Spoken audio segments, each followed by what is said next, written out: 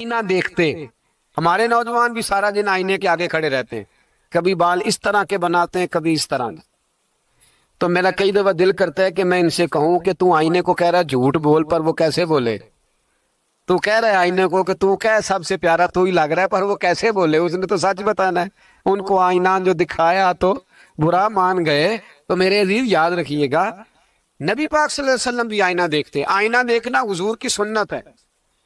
کوئی سنت سمجھ کے آئینہ دیکھے گا تو ایک دفعہ دیکھنے پر 100 شہیدوں کا ثواب ملے گا. لیکن نبی پاک صلی اللہ علیہ وسلم آئینہ دیکھتے کیا کہتے؟ اللہم انت حسنت خلقی فحسن خلوقی. یا اللہ، یہ دیکھیں حضور نے ہمیں سکھایا ہے، یا اللہ جس طرح تو نے میری صورت اچھی بنائی ہے میری سیرت بھی اچھی بنا دے. یہ ہمیں سکھانے کے لیے دعا. یا اللہ جس طرح صورت اچھی بنائی ہے، جس طرح تو کہتا ہے نا اس دفعہ اس وقت دیکھ لو کپڑوں پہ کوئی داغ نہیں، تو دعا کیا کر باطن کے بھی اللہ داغ دور فرما دے، یہ والا سارا معاملہ بھی ٹھیک ہو جائے. آخر کی طرف آتا ہوں. فرمایا جب کھانا کھانے لگو تو دعا مانگو. اور ایک روایت میں فرمایا یہ دعا پڑھ لو، کھانے میں زہر بھی ہوگا تو تم پہ اثر نہیں کرے گا. کھانے پہ ایسے میں بڑی تکلیف سے کہتا ہوں کہ آج بھی ہمیں کہنا پڑتا ہے کہ بہت سارے لوگ ایسے ہیں جو ابھی بھی کھانے سے پہلے بسم اللہ نہیں پڑھتے. یار بڑے افسوس کی بات نہیں؟ بڑے افسوس کی. حضور نے دعا سکھائی، میں یہ دعا پڑھو گے تو زہر بھی ہوگا تو اثر نہیں کرے گا. بسم اللہ الذی لا یضر مع اسمہ شیء فی الارض ولا فی السماء یا حی یا قیوم، جس کی برکت سے زمین و آسمان میں کوئی چیز بھی نقصان نہیں دیتی. اور اے اللہ اے ہمیشہ زندہ رہنے والے اور قائم رہنے والے. یہ نبی پاک علیہ السلام. اور ایک حدیث میں اور بھی دعا آئی ہے. بسم اللہ شریف تو خیر بخاری میں موجود ہے، مسلم میں موجود ہے. بسم اللہ والا بارکت اللہ بھی ایک حدیث میں نبی پاک صلی اللہ علیہ وسلم نے ارشاد فرمایا. اور جب کھانا کھا چکے پھر کہا دعا مانگو، الحمدللہ الذی اطعمنا وسقانا وجعلنا من المسلمین. اللہ تعالیٰ کا شکر ہے جس نے ہمیں کھلایا بھی، پلایا بھی اور مسلمان بھی بنایا. مرزا مظہر جانا فرماتے ہیں کہ بارش ہوئی تھی تازی دلی میں تازی بارش ہوئی. ایک بابا لکڑی کے جوتے پہنے کھڑا ہوں، اللہ اللہ اللہ، اسی کسے دے کچھ بھی نہیں لگ دے نہ کوئی ساڈا دردی. بابا مست ہو کے جا رہا، اللہ اللہ کرتا جا رہا. ایک طوائف اپنے کوٹھے سے اتر کے تو سیڑھیوں پہ بیٹھی تھی، ساتھ اس کا یار بھی بیٹھا تھا. بابا اپنی مستی میں جا رہا، تو بابا جی کے پیروں سے کچھ مٹی اڑی تو اس عورت کے کپڑوں پہ پڑ گئی. پرواہ ہی نہیں، بزرگ گزر رہے. وہ یار اس کا دوڑا ہوا آیا، اس نے آ کے تھپڑ مارا. کا خیال نہیں سارے اس کے کپڑے آلودہ کر دیے، تو کدھر تیرا دماغ نہیں ٹھیک؟ بابے نے نظر اٹھائی، کہا بیٹے میں نے دیکھا نہیں، چل اللہ تیرا بھلا کرے، تو نے بدلہ لے لیا. بابا جی چپ کر کے وَإِذَا خَاطَبَهُمُ الْجَاهِلُونَ قَالُوا السَّلَامَ، چپ کر کے گزر گئے. ٹھنڈ کا موسم تھا، بارش تازہ ہوئی تھی، حلوائی دودھ کاڑ رہا تھا. اس نے بٹھایا بابا جی کو پھٹے پہ، پیالہ پکڑا، دوڑ کے آگے بڑھا. بزرگ آ گئے، آئیے بیٹھیے. دودھ کا گرم گرم پیالہ شکر ڈال کے دیا. بابا جی نے دودھ پیا، پھر نظر جھکی، پھر رنگ بدلا. کہنے لگے مالک تو کتنا بے نیاز ہے، کہیں تھپڑ مرواتا ہے کہیں دودھ پلاتا ہے. تیری بے نیازی ہے نا، ادھر تھپڑ مروایا یہاں دودھ پلایا، تو ہی جانتا ہے تیرے رنگ کیا ہے. ابھی بابا وہیں بیٹھا تھا، توڑے آئے پیچھے سے لوگ، شور ہوا. بابے کو دبوچ کے وہاں لے گئے جہاں اس نوجوان نے تھپڑ مارا تھا. کہا تو اللہ کا بندہ ہے، اللہ کے بندے بد دعا تو نہیں دیتے. ہوا کیا؟ کہ تو نے بد دعا دی ہے. کہا نہیں دی، بات بتاؤ.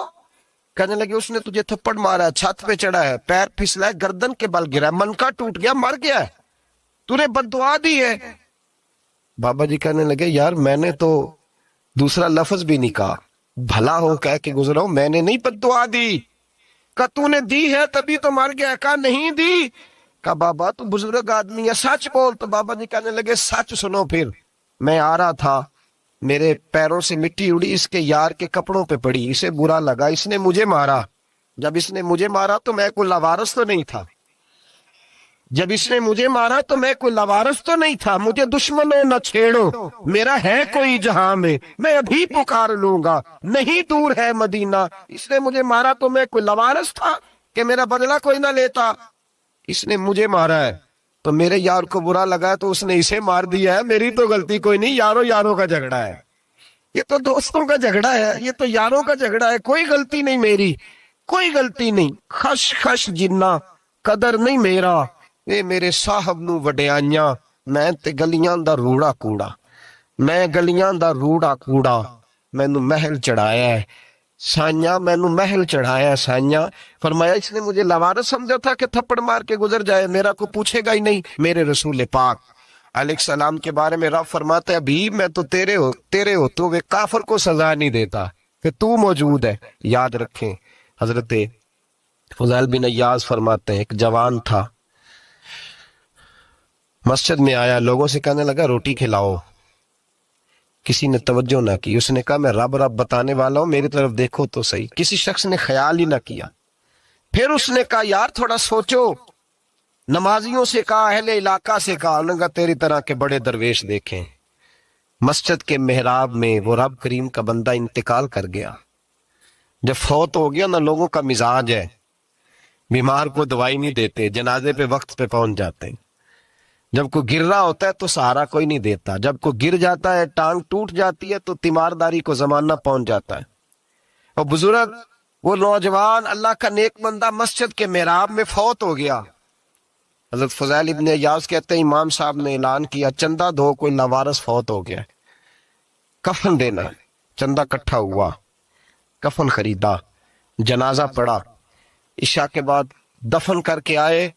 فجر کی نماز کے لیے جب امام اور مؤذن مسجد میں آئے تو چیخے مارنے لگے, تڑپنے لگے, دور دور تک آوازیں پھیل گئی, دنیا دوڑی آئی. کیا ہوا؟ کہنے لگے وہ جو تم نے کفن پہنایا تھا وہ یہاں پڑا ہوا ہے, اور دیکھو کفن پہ تحریر لکھی ہے. تحریر کیا ہے؟ عرش کے مالک نے فرمایا میرے دوست نے روٹی مانگی تم نے دی نہیں, اس نے تمہیں میرے قریب کرنے کے لیے اپنی طرف توجہ کرائی, تم نے کی نہیں. اور میرا یار تمہارے کفن کا محتاج تھا, سنبھال کے رکھو اپنا کفن, میں نے اسے جنت کا لباس عطا فرما دیا, سنبھال کے رکھو. یہ کوئی لاوارثوں کا ٹولہ ہے؟ یاد رکھیں جو وارث والے ہیں, وارث والے ان کا رنگ اور ہے, جو ماننے والے ہیں ان کا مزاج اور ہے. اپنی زندگی لاوارثوں کی طرح نہیں.